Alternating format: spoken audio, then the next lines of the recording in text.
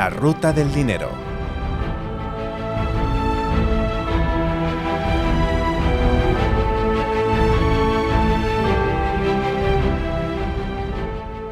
Fernando, bienvenido a nuestra ruta del dinero. Nos vamos en esta ocasión a la guerra. Sí. Estamos grabando precisamente este podcast el día en el que el epicentro de toda esta guerra, que es el petróleo, está sufriendo la mayor volatilidad que hemos vivido hasta ahora. Esta mañana ha llegado a abrir casi a $120 y justo cuando estamos grabando en este momento está en 95, una diferencia de $25 en el precio del petróleo. Estamos asistiendo a una tensión mayúscula en mercado, pero yo desde luego descarto la posibilidad todavía de haber visto nada de pánico para el escenario que tenemos. Sí, hola Joaquín. Es verdad, si miramos, y lo estábamos comentando fuera de micrófono, las rentabilidades de los índices a nivel mundial, es verdad que Asia y Europa la semana pasada, que fue la primera semana de guerra, pues se han visto penalizado, han perdido entre un 4 y un 5%.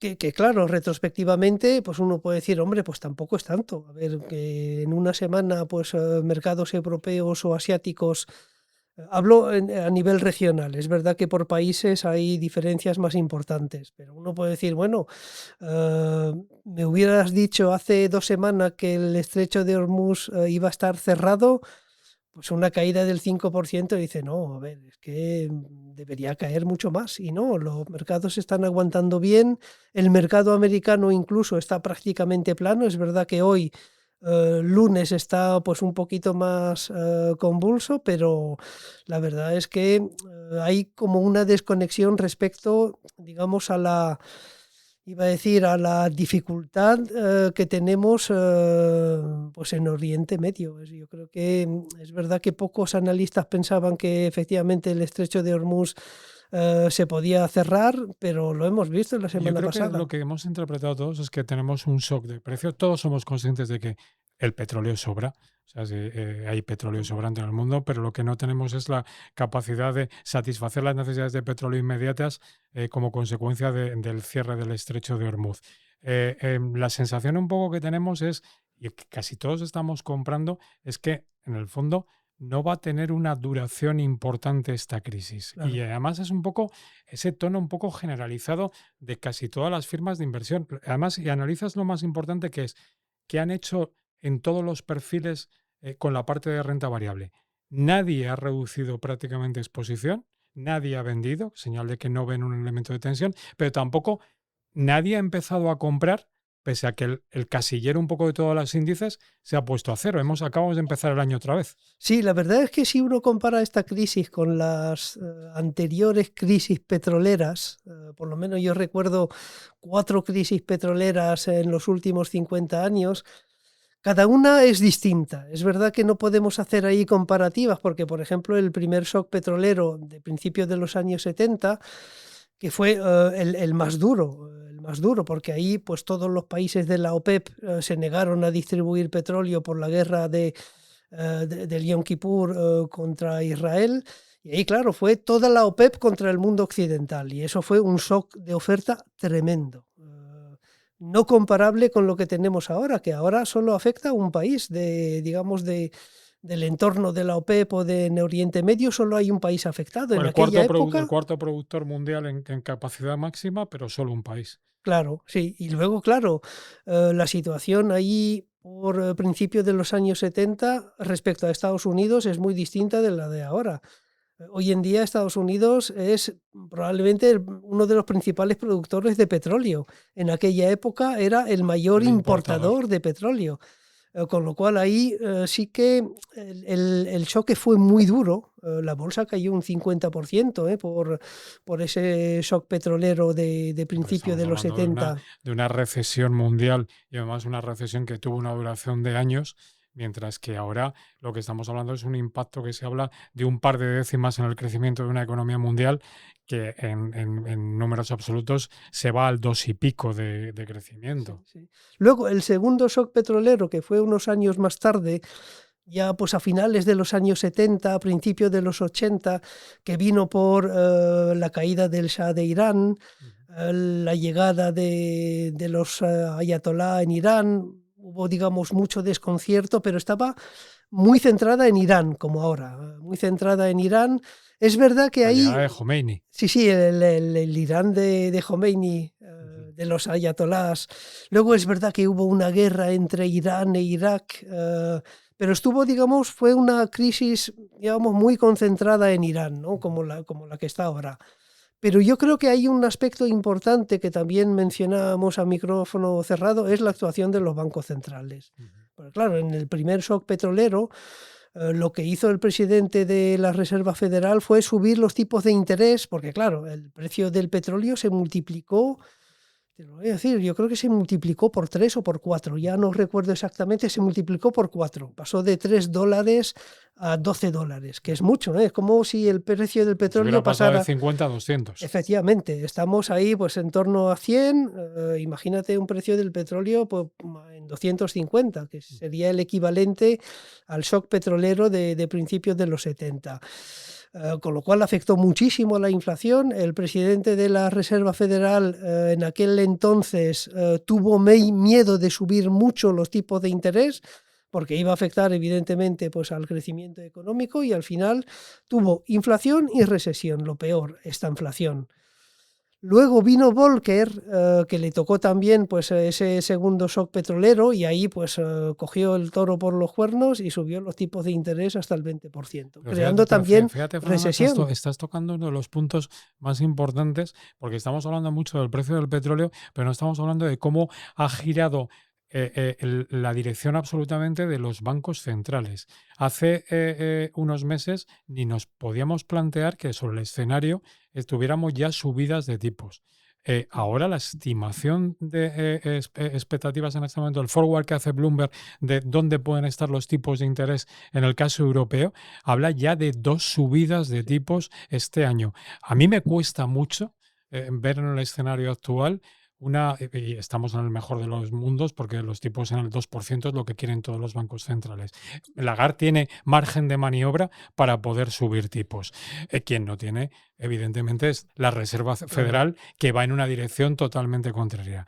Pero claro, a mí creo que es mucho más importante el efecto que pueda tener la inflación en el escenario de la política monetaria que toda la importancia que estamos dando al petróleo y Hormuz. Sí, a ver, yo creo que sería un error subir los tipos de interés en un entorno como este. Porque además el primer shock petrolero y el segundo nos lo demostraron. Subir los tipos de interés para combatir la inflación al final lo que hace es cargarte la economía, crear recesión. ¿Es lo que queremos? Bueno, yo creo que Estados Unidos está en una situación aparentemente buena, pero claro, con ya, por ejemplo, el mercado laboral pues mostrando señales de debilidad, yo creo que no es el momento de subir los tipos de interés, sino todo lo contrario, es el momento de bajarlos. Por eso yo pienso que, aunque la expectativa es que son dos subidas, en el caso de Europa, el efecto, el famoso trichetazo de subir tipos antes de una desaceleración o una recesión como fue Lehman en la economía, va a contener mucho a Lagarde de mover ficha precipitadamente. Claro, es verdad que siempre decimos que el Banco Central Europeo pues siempre está muy centrado en lo que es pues, la estabilidad de precios, y que la Fed, además de esto, también mira mucho lo que es el crecimiento económico, ¿no? Pero yo creo que aquí hay que mirar mucho al crecimiento económico, porque la subida del precio del petróleo ya de alguna forma te produce, digamos, un decrecimiento económico. Es decir, y es normal, ¿no? Yo, por ejemplo, este fin de semana he tenido que llenar el tanque y lo he notado, y lo nota todo el mundo, que ha subido mucho. Entonces, la propia subida del precio del petróleo ya te crea un efecto, digamos, de desaceleración económica. Entonces, es eso lo que hay que combatir. Y te digo, yo creo que si la Reserva Federal, estará todavía Jerome Powell al mando de la Fed, si al final decide bajar tipos de interés en lugar incluso de mantenerlos, yo creo que eso es muy positivo para la bolsa. Para mí sería como, recuerda que siempre hemos hablado del final de fiesta, que nos queda, digamos, ese final de ciclo alcista, vendría por la actuación de los bancos centrales. Y yo creo que en Estados Unidos pues iba a decir que no se pueden permitir subidas de tipos de interés. Es decir, los tipos de interés están en unos niveles, iba a decir, exigentes para muchos particulares y para muchas empresas. Pero fíjate, decías, Fernando, porque además yo creo que es uno de los temas centrales que hablamos en este podcast, que es cuándo se acaba la fiesta de lo que hemos bautizado aquí el rally de la IA. Y yo creo que esta crisis no pone todavía el punto, y además no es que lo piense yo, es que el prácticamente consenso y mayoría del mercado está pensando que esto no va a suponer el punto final a esta subida alcista, sino que es un bache que tenemos que atravesar. Y además hay un ejercicio que vamos a publicar en El Economista, que cuando ya hayamos sacado este podcast seguramente esté publicado, que es qué han hecho los mercados desde la guerra de Corea, los 3 meses, 6 meses y 12 meses después de que se produce un incidente bélico. Y la media histórica, y hay muchos eventos entre medias, te dice que 3 meses después de un incidente, los mercados suben un 3%, 6 meses después un 6% y 12 meses después un 8%. La tendencia es que esto históricamente es un bache y es una oportunidad. Sí, hasta cierto punto sí. Es verdad que ahora estamos un poco en la nebulosa de no sabemos qué va a pasar con Irán, cuál va a ser, digamos, iba a decir, el camino para llegar a un acuerdo, porque obviamente vamos a tener que llegar a un acuerdo. No podemos destruir a un país como Irán y dejarlo arrasado como algunos Y yo pretenden. creo que es la intención, porque fíjate que el mayor punto de tensión, que lo decía, lo hemos vivido esta mañana cuando ha subido el precio del petróleo a $120, ha sido porque el fin de semana habíamos visto lo que pensábamos que no se iba a producir, que es la destrucción de instalaciones Sí. petrolíferas en Irán. El ataque al mayor centro de reservas de Teherán descolocó totalmente a este fin de semana y nos ha hecho pensar y decir, pero sí, a ver, si los Sí. americanos israelitas no iban a atacar infraestructuras Claro, petrolíferas. es que Trump no quería tampoco. Yo Bueno, creo es que, que inmediatamente lo que han dicho es que va a ser la única claro, vez sí, que sí. vayan a atacar y porque, por lo visto, el ejército iraní se abastecía de petróleo en este tanque de reservas que han destruido. Sí, a ver, yo creo que el único escenario que puede ahí desestabilizarlo todo es lo que vivimos en el primer shock petrolero, ¿no? Que ahí pues el shock petrolero duró como yo creo que 5 meses o 6 meses, no recuerdo exactamente, pero duró muchos meses. Yo no veo esta situación prolongarse durante 6 meses. No te digo un par de semanas o 3, pero en algún momento va a haber luz al final del túnel. Y ahí va a ser el momento, yo creo que de cargar realmente las pilas para aprovecharse de este último tirón alcista, que es verdad que va a venir también por una forma de recalibrar, digamos, el aspecto negativo de la inteligencia artificial. Porque claro, hemos tenido también en algunas compañías fuertes caídas por culpa de la inteligencia artificial. Yo creo que estamos exagerando mucho lo que es el aspecto negativo de la inteligencia artificial. Va a haber un aspecto positivo y eso yo creo que se va a reflejar en una subida, iba a decir, espectacular del mercado. Yo creo que le queda recorrido, aunque a muy corto plazo es verdad que hay una incertidumbre muy Y grande. Fernando, el partícipe, ¿cómo gestiona? Porque yo es una de las preguntas que más me hago. Porque si tú tienes liquidez, los días que se produce una fuerte corrección, sabéis que soy enorme defensor de las aportaciones periódicas, creo que es la forma de invertir siempre, pero que hay que aprovechar los días de caída. Este fin de semana hace un ejercicio que es ver cuántas veces, como la semana pasada, hemos tenido en el IBEX 35 caídas de más de un 4%. ¿Sabes cuál es el porcentaje de sesiones que a lo largo de lo que llevamos de siglo hemos tenido caídas de más del 4%? No lo sé. Unas 50 sesiones, o sea, el 0,80 y pico por ciento de las sesiones que hemos tenido. Realmente son muy pocas las ocasiones en las que se produce esta eventualidad. Si tú eres partícipe y haces una aportación porque tienes liquidez ese mismo día, perfecto, te entra con el valor liquidativo de ese mismo día. Pero claro, si lo que haces es un traspaso, sabes cuándo comienza el traspaso, pero no sabes cuándo se produce la suscripción al fondo que Sí, quieres que sí. llegue. Sí, es difícil, ¿eh? Yo creo que es uno de los, Va a decir de los aspectos negativos, que yo lo he sufrido también cuando he invertido en fondo, cuando he realizado un traspaso, no sabes muy bien qué valor liquidativo te aplican, que puede tardar, pues en algunos casos, pues hasta una semana, ¿no? Entonces, claro, ahí no sabes si te perjudica o te beneficia.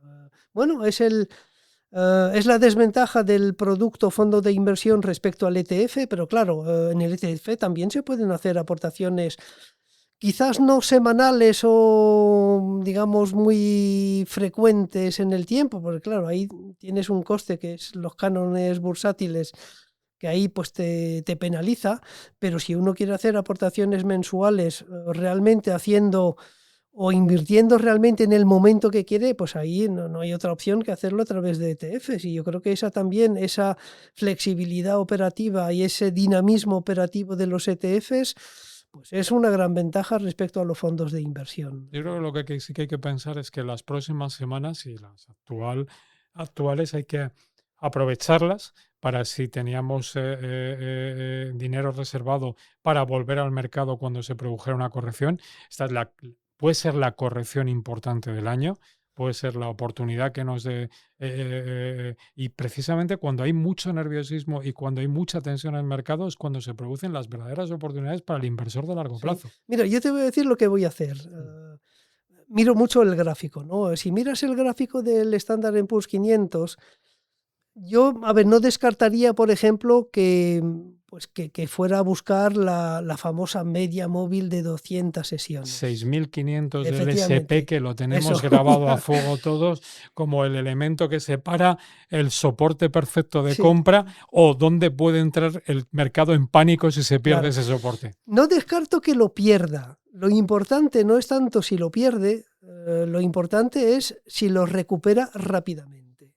Y ahí yo creo que para mí es la clave, digamos, a nivel técnico. Me podré equivocar o no, pero es verdad que cuando estás en un entorno, digamos, de extrema volatilidad y de extrema incertidumbre, pues te tienes que agarrar a Lo algo que y te pasa es que agarras al gráfico. la pérdida del 6.500 para mí tiene un peligro enorme. Sí. Primero es un soporte que estamos viendo no solamente nosotros aquí en España, lo está viendo todo el mundo, todos los inversores internacionales, y me preocupa mucho la cantidad de órdenes automatizadas que se pueden escalar inmediatamente si pierde ese soporte. Y por eso digo que hemos tenido miedo, pero que el pánico de verdad entraría si perdemos en el S6.500 del SP. Sí, pero si lo recuperamos rápidamente, te digo que es una señal muy alcista. Y en la historia de los mercados se ha producido muchas veces que el precio pues, rompe a la baja pues esa famosa media móvil, lo recupera rápidamente. Es como si el mercado intentara engañar pues, a mucha gente, que es verdad que muchos o si ven el precio romper a la baja esa media móvil, pues se asustan. Pero muchas veces el mercado nos engaña, ¿no? Y si nos engaña, digamos, positivamente recuperándolo, te aseguro que es una de las señales alcistas. ¿Esperarías a la pérdida del soporte y una recuperación Sí, rápida? sí. A ver, ¿estamos a cuánto? ¿A qué porcentaje? Pues yo creo que esta ¿3, mañana 4? con el futuro debíamos estar como un 3 o un 4%. Sí, sí. Es decir, que no sabemos en el momento que puedan estar escuchándonos. Es decir, pero es verdad que es de esas referencias de mercado que tenemos un poco grabados a fuego todos. Sí, y espero ahí la ayuda de la Reserva Federal. Yo creo que ahí subir los tipos de interés, yo creo que hay menos posibilidad que para el Banco Central Europeo, pero yo creo que sería un error. Yo creo que ahí hay que apoyar a los mercados, porque claro, en Estados Unidos el efecto riqueza es muy Fíjate que importante. nosotros en este viaje que hacemos por los mercados parece que nos estamos centrando más en la bolsa, pero esto que estamos hablando de lo que está tensionando a los bancos centrales se está viendo clarísimamente en la renta fija. Sí. El comportamiento de esa renta fija que parece que no se mueve, pues la semana pasada fue absolutamente desastrosa.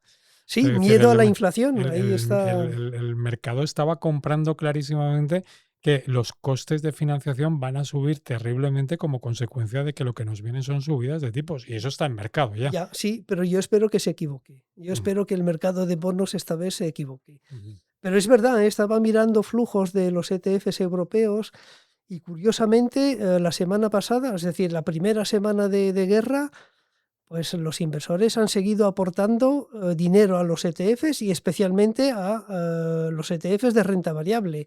Hay 3 grandes categorías que se han visto beneficiadas por esos flujos positivos, que son renta variable global, renta variable europea y renta variable emergente. Esas han sido las 3 grandes apuestas.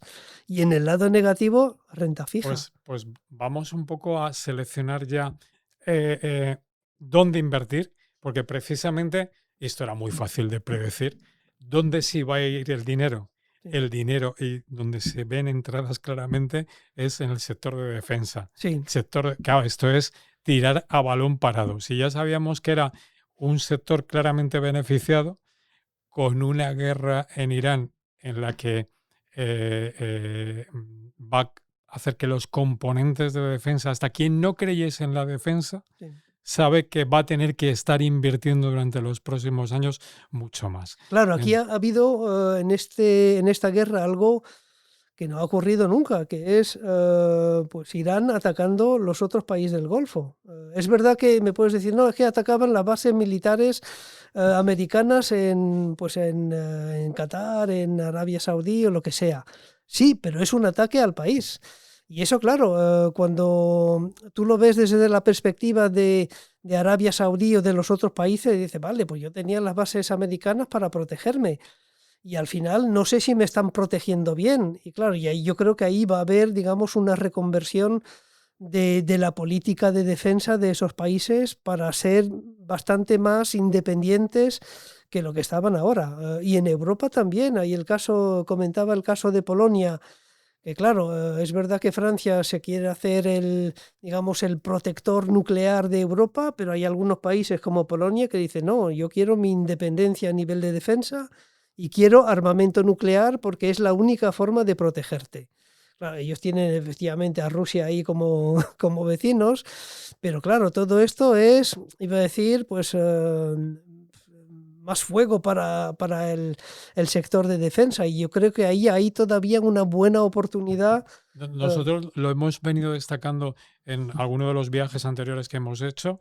El sector de defensa era una oportunidad clara, y yo creo que vamos a repasar algunos de los productos Sí. que ya hemos mencionado en ocasiones anteriores. Aunque en esta ocasión vengo con un producto algo distinto, porque en los anteriores podcasts hemos hablado mucho de defensa europea, que es verdad que ha sido, digamos, el factor determinante en estos últimos meses, pero yo iría a un producto global.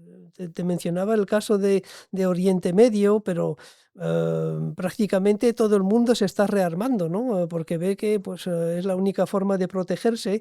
Y en lugar de, por ejemplo, un ETF de defensa europea, pues yo he elegido un ETF de defensa global, que lo hay. ¿Y cuál es? Es uno de un producto de VanEck, el VanEck Defense ETF, es global, no es europeo. A nivel fondo es verdad que de momento tenemos que seguir apostando por un fondo de defensa europea.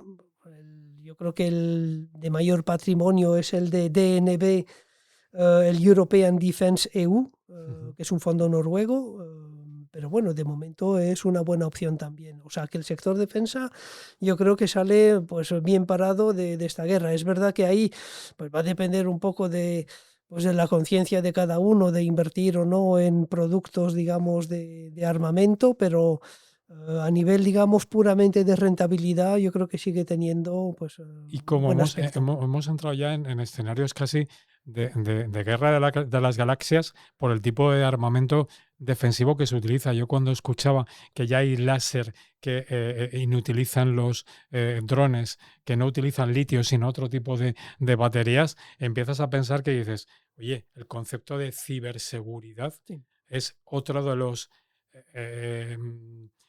ejes que debes tener dentro de una cartera. Sí. Y puede ser otro de los atractivos en los que pensar en este momento. Sí, totalmente, porque además, si uno mira el gráfico de cualquier ETF de ciberseguridad, verá que pues, ha caído mucho, y ha caído mucho por culpa de la inteligencia artificial, que bueno, pues hubo ahí durante algunas semanas el riesgo de que la inteligencia artificial pues iba a reemplazar todo lo que es la ciberseguridad. Pero claro, lo que nos demuestra esta guerra actual es que ya no solo hay objetivos militares, sino también hay objetivos civiles, ¿no? Hemos visto pues bombardeo a hoteles, eh, digamos con el fin de, pues, de alguna forma de romper o de perjudicar a lo que es la propia economía del país. Y claro, eso también tiene consecuencia a la hora de, pues, de elegir producto, ¿no? Un producto de ciberseguridad no solo aborda lo que es la ciberseguridad o la seguridad militar, sino también la seguridad civil. Y ahí yo creo que, por ejemplo, el ETF que he elegido, que es el de LIG Cybersecurity, para mí encaja bien dentro de esa cartera, ya no solo defensiva, sino para, digamos, aprovechar también esa caída por culpa de la inteligencia artificial que ha sufrido esta temática. ¿Y en formato fondo? Y en formato fondo yo he elegido el de Allianz Cybersecurity.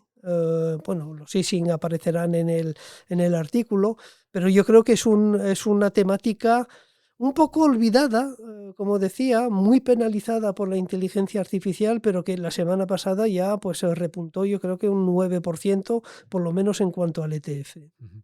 Y me dejo para el final el sector donde yo tengo más dudas, que es el petrolífero. Es Sí, decir, ya cuando, a ver, yo cuando analizas un poco las valoraciones de las principales petroleras mundiales, te das cuenta que dices, si es que todas, claro, con un precio del petróleo donde nos hemos llegado, todas han sobrepasado sus precios objetivos. sí. Todas las petroleras están por encima de las valoraciones de los analistas que las siguen.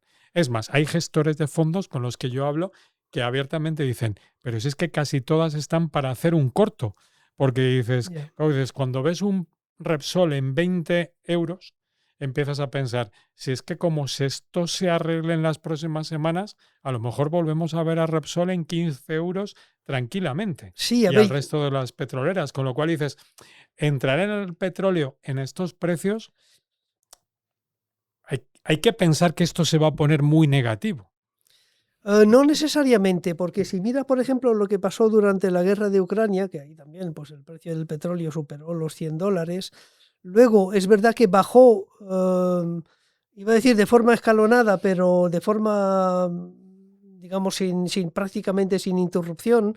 Lo que también apareció es que el sector petrolero no sufrió tanto como el precio del petróleo. Yo creo que evidentemente si esto se soluciona, el precio del petróleo va a bajar mucho, pero yo espero que las petroleras no lo reflejen tanto como el precio del petróleo, ¿no? Y es curioso, si miras ese gráfico del sector petrolero frente al precio del petróleo durante la guerra de Ucrania, pues a ver, es verdad que hay que tomárselo con cierta cautela, ¿no? Porque es verdad que es un sector que ha visto subir sus precios de forma pues muy importante en estas últimas 2, 3, 4 semanas, ¿no? Pero claro, a largo plazo también, digamos, hay em, para mí, digamos, una oportunidad de entrar en un sector que es verdad que ha subido mucho, pero yo creo que puede mantener, digamos, ese ritmo alcista durante esta última fase del mercado.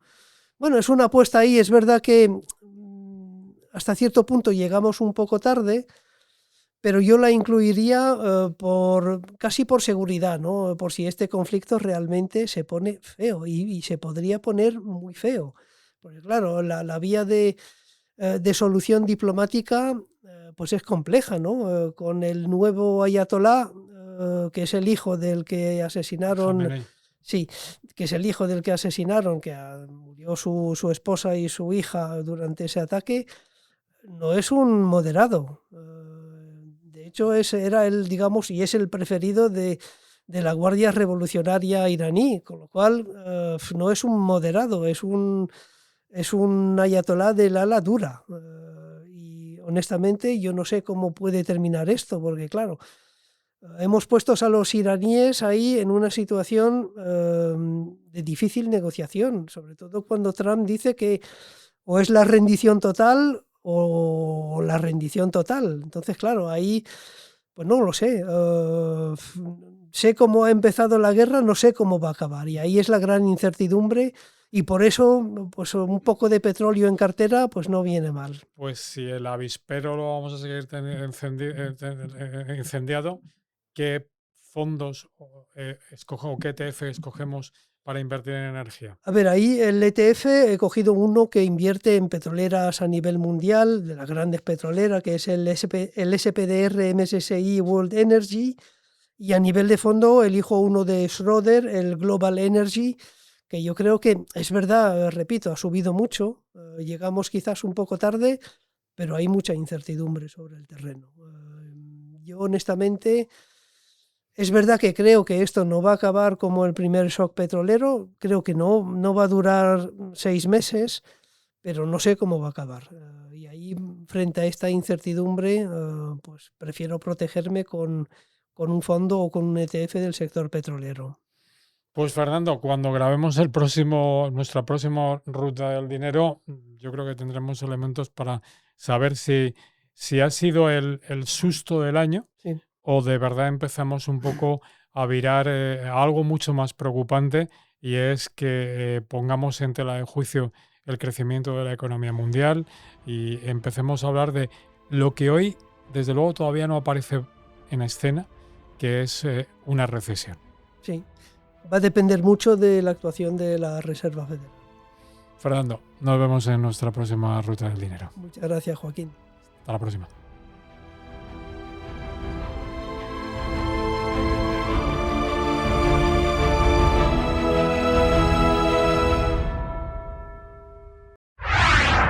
El Economista Podcast.